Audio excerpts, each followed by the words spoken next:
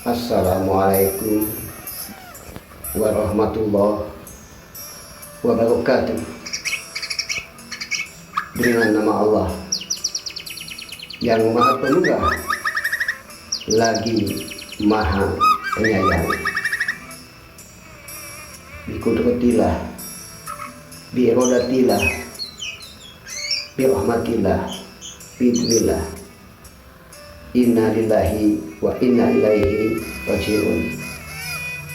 La haula wa la quwata illa billah al-aliyyil azim. Segapur sirih gerbang rasa. Kita semua pasti pernah mendengar atau melihat bahwa yang mereka sampaikan itu benar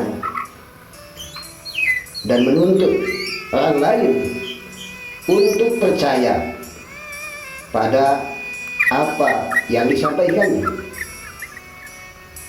Padahal tindakan seperti itu sangat berbahaya karena akan berpotensi timbulnya tindakan anarkis karena ada unsur pemaksaan.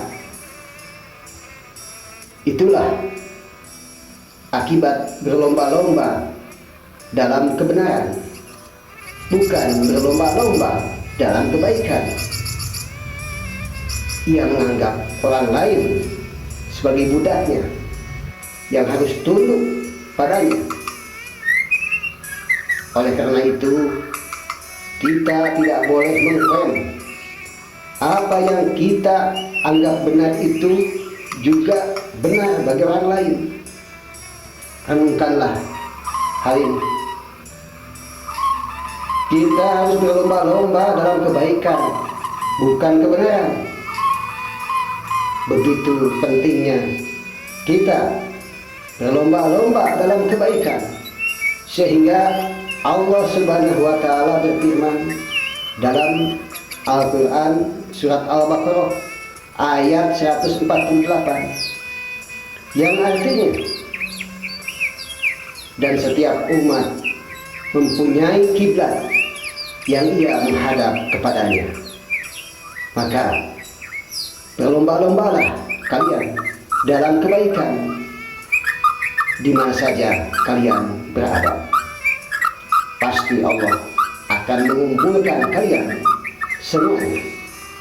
Sungguh Allah Maha Kuasa atas segala sesuatu. Maha benar Allah atas segala firman-Nya. Pada hakikatnya manusia merupakan makhluk yang paling sempurna dibandingkan dengan makhluk-makhluk yang lain. Salah satu kebaikan manusia yang tidak dimiliki makhluk yang lain adalah akal. Dengan akal yang dimilikinya, manusia dapat membedakan mana yang baik dan mana yang buruk. Dengan akal pula, manusia dapat berpikir. Kita pasti tidak asing lagi dengan kisah Firaun, raja Mesir yang hidup di zaman Nabi Musa alaihissalam, yang dikenal sebagai raja yang kejam dan menggunakan segala macam cara untuk mempertahankan dan melanggengkan kekuasaannya. Pada saat itu Firaun melakukan genosida dengan membunuh setiap anak laki-laki yang baru lahir dan membiarkan hidup bayi-bayi perempuan karena pengaruh mimpinya. Berdasarkan penafsiran para ahli dunia, mimpi Firaun tersebut menandakan akan lahirnya bayi laki-laki dari kalangan Bani Israel yang suatu saat nanti akan membinasakan kekuasaannya. Karena itu Firaun pun kemudian melakukan genosida.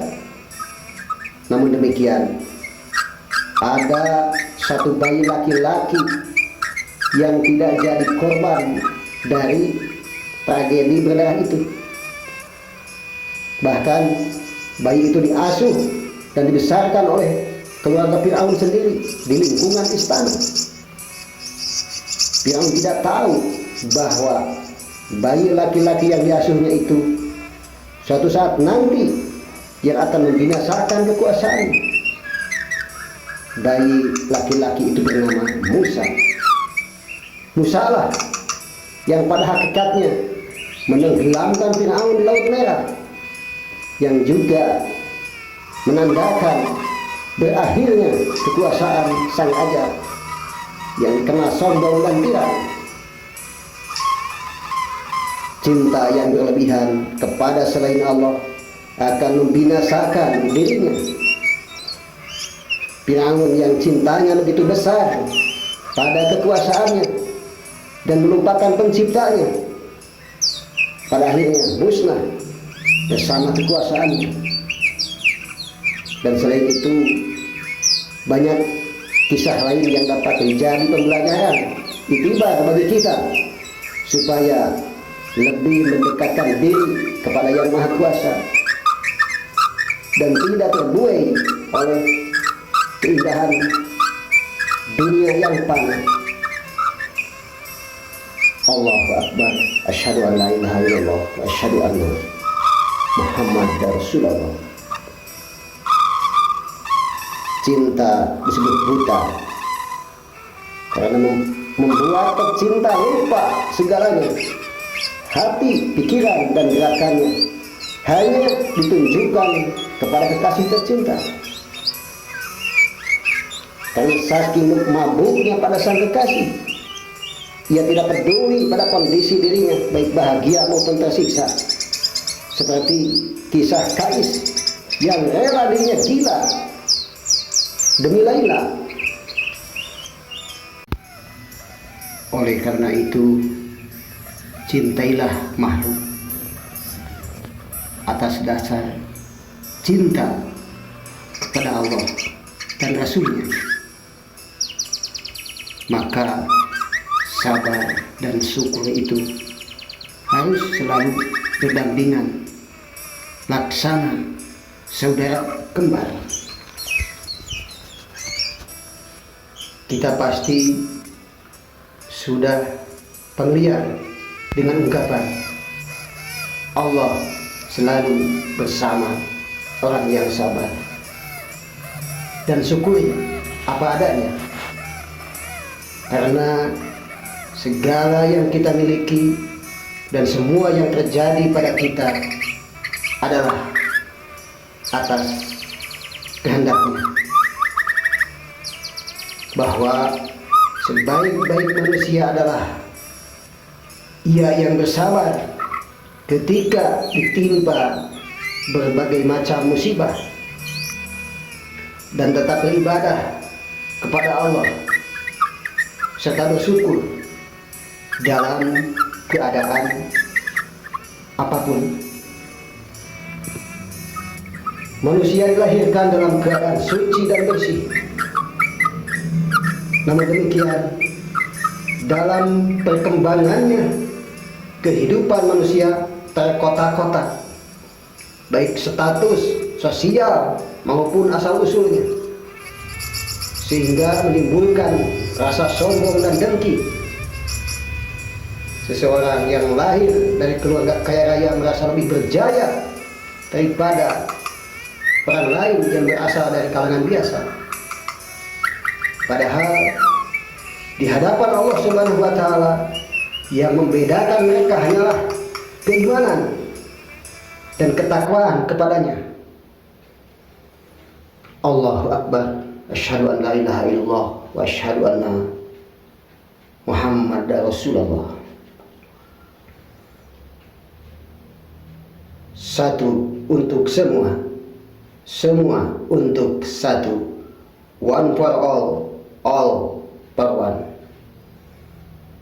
Berebutlah benar maka dunia ini akan kacau dan ribut.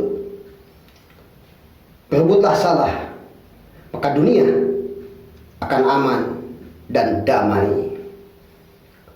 Nusantara baru, Indonesia maju. Kun fayakun. Akhirul kalam. Wassalamualaikum warahmatullahi wabarakatuh.